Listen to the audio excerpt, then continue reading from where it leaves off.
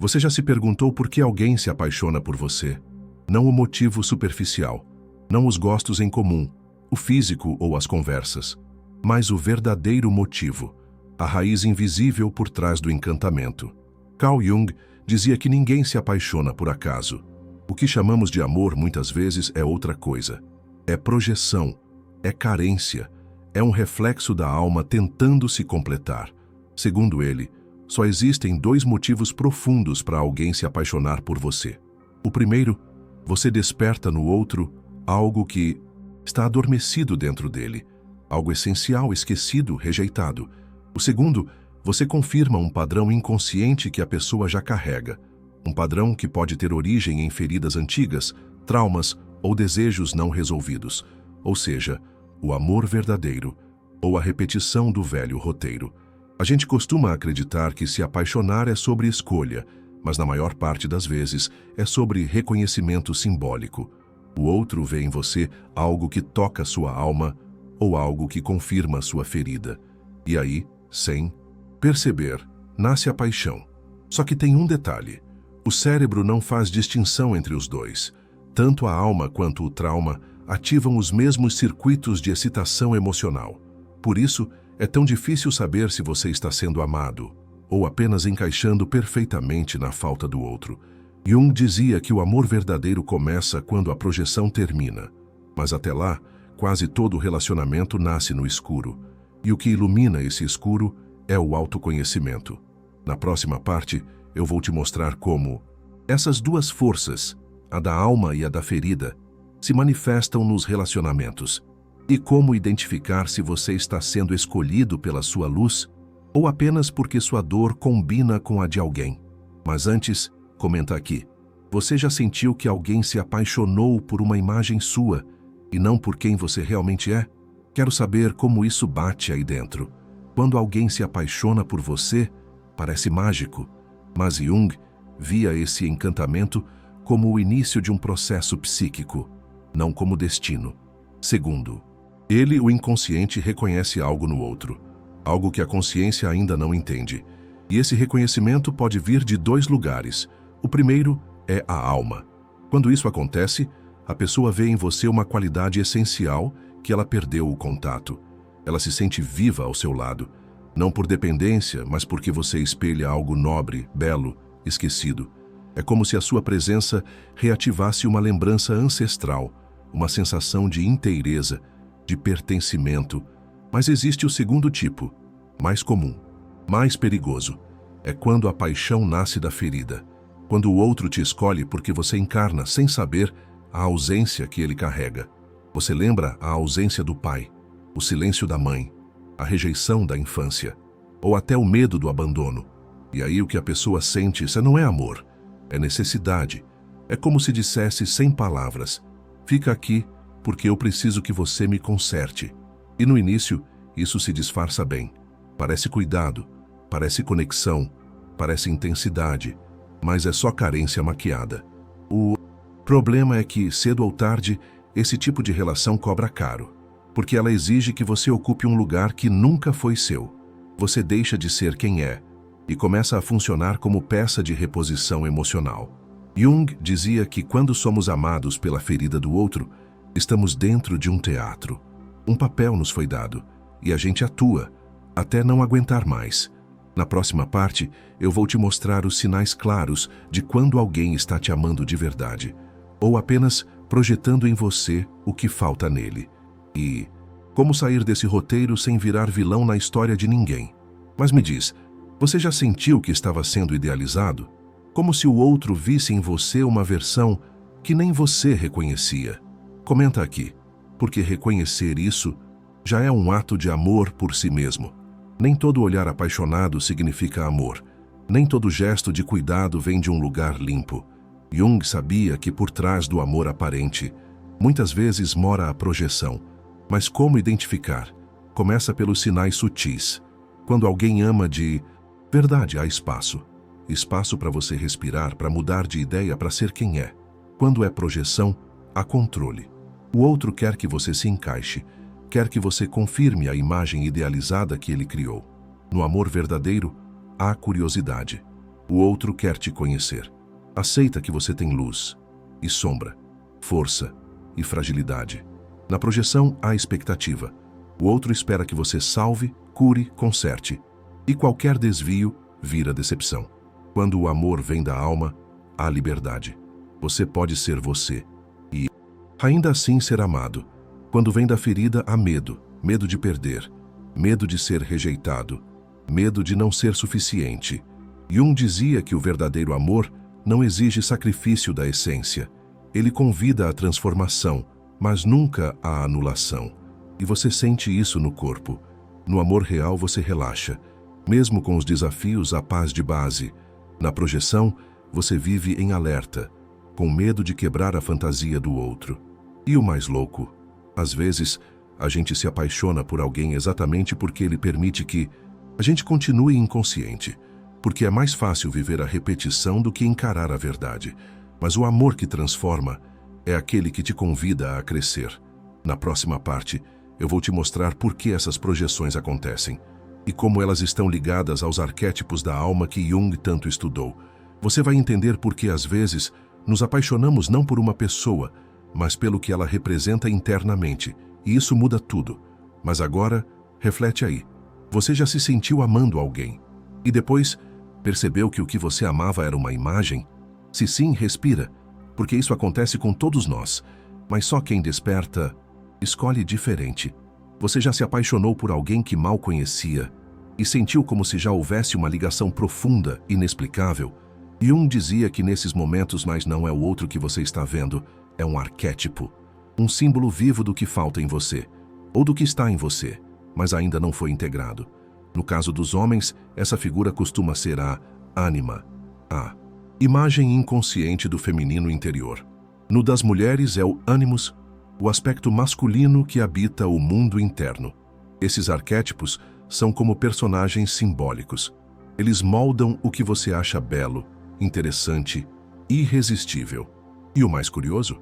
Você pode passar a vida inteira se apaixonando por pessoas que apenas encarnam esse símbolo e nunca enxergar o ser humano por trás. Você não ama a pessoa, ama o que ela representa no seu inconsciente. E aí, o que acontece? Idealização. Você coloca o outro num pedestal, acredita que ele vai preencher tudo o que você nunca teve, mas esse encanto não dura, porque o arquétipo é uma imagem, não uma alma.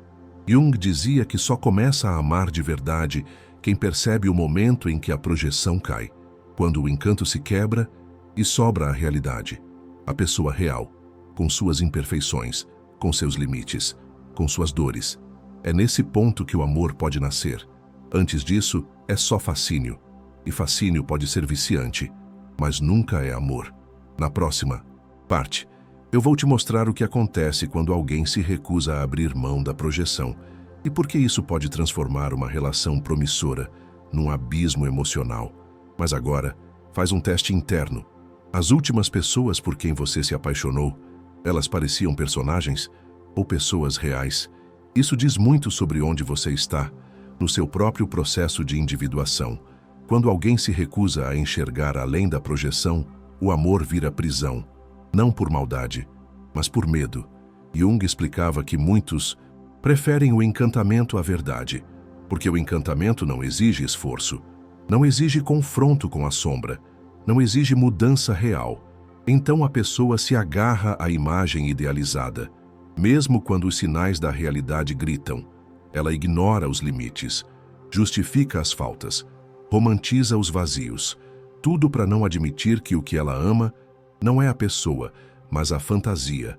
Isso acontece quando o inconsciente quer manter o padrão. Ele não quer cura, quer repetição. Por quê? Porque a repetição é conhecida, é confortável. É como um script antigo. Você já sabe o que acontece no final.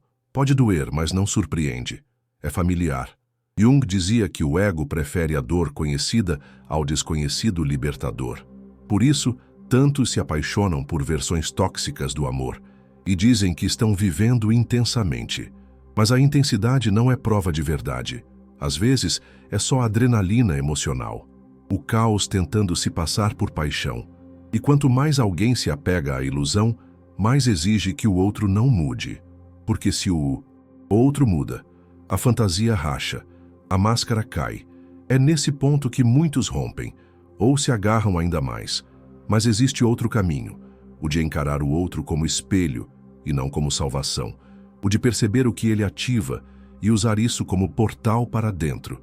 Na próxima parte, eu vou te mostrar como esse tipo de relação pode sim ser transformada, mas só quando há coragem de ambos os lados. Porque amar de verdade é um ato de coragem. E você já sentiu que alguém te amava, mas só enquanto você sustentava a fantasia dele? Se sim, talvez seja a hora de começar a ser amado como você é, não como esperam que você seja. Nem toda paixão baseada em projeção está condenada ao fracasso, mas para que ela evolua, algo precisa acontecer. A quebra do encanto. Jung dizia que o amor verdadeiro começa quando a ilusão termina. Mas atenção, isso não é o fim, é o início. É quando os dois se olham, sem máscara, sem fantasia, sem filtro. É quando você diz, eu não sou tudo o que você imaginou. E o outro responde, tudo bem, eu quero te conhecer mesmo assim. Essa honestidade assusta, porque o ego quer manter o controle, quer continuar vivendo a história perfeita que criou. Mas a alma quer verdade, quer presença, quer encontro. Jung acreditava que esse momento é uma encruzilhada na relação. Alguns fogem, porque não conseguem suportar o peso da realidade. Outros ficam e decidem amar o ser humano, não o símbolo. É nesse ponto que a paixão vira ponte e o encontro vira processo. Você começa a ver o outro com clareza, com admiração, mas sem idealização, com afeto, mas sem dependência. E mais, você começa a se enxergar também, porque tudo o que o outro ativava em você agora vira caminho interno. Você entende por que aquele olhar mexeu tanto, por que aquela voz te lembrava algo, por que aquela presença te fazia sentir em casa ou em alerta.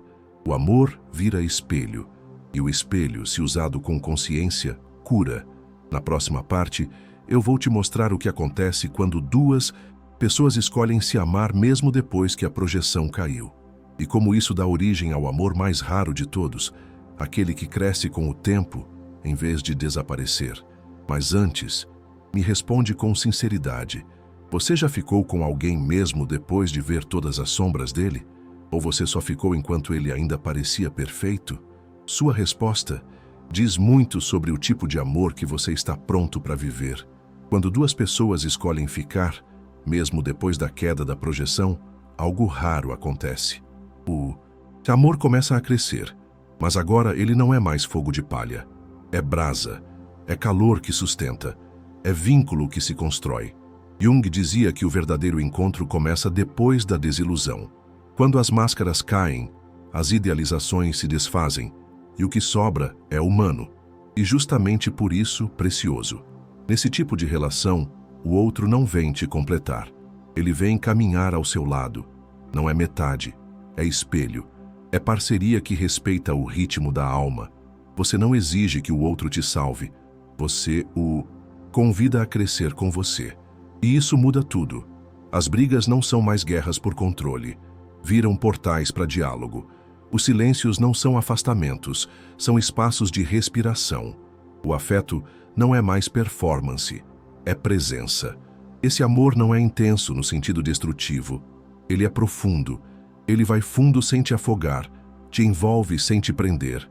E o mais bonito, ele permite que cada um continue sendo quem é, com espaço para mudar, para evoluir, para se contradizer, sem medo de ser abandonado por isso. Jung via nisso o amor mais elevado, não aquele das novelas nem dos contos de fadas, mas o amor real, que exige maturidade, escuta e uma dose diária de humildade.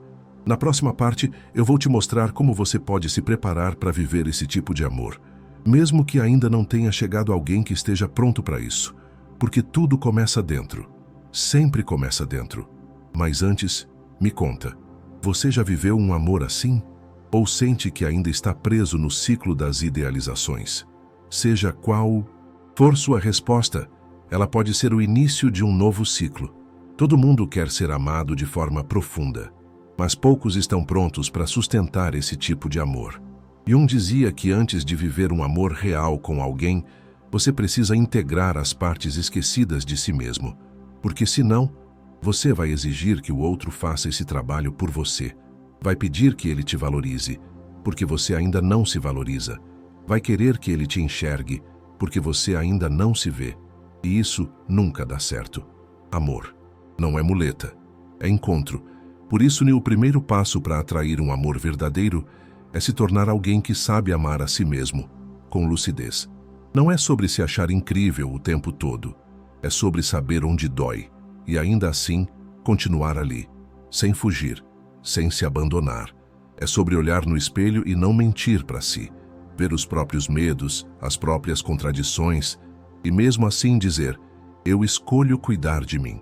Essa escolha muda tudo, porque quando você se ama com consciência, você para de se jogar em relações onde precisa implorar por migalhas. Você reconhece os primeiros sinais da projeção e sabe a hora de parar, de respirar, de voltar para dentro. Você não entra em pânico quando o outro se afasta, porque você não se abandona mais. E é aí que algo novo começa. Você para de atrair quem quer te completar e começa a atrair quem quer caminhar com você. Gente inteira, ou pelo menos gente disposta a se tornar.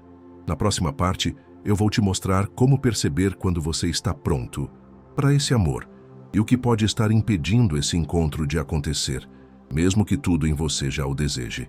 Mas agora, faz uma pausa e pergunta para si: você se trataria com o mesmo carinho que espera de alguém? Essa pergunta, por si só, já pode ser o começo de uma revolução. Tem muita gente que diz que quer um amor verdadeiro, mas ainda não está pronto para ele. Jung falava que o amor exige algo raro: responsabilidade emocional.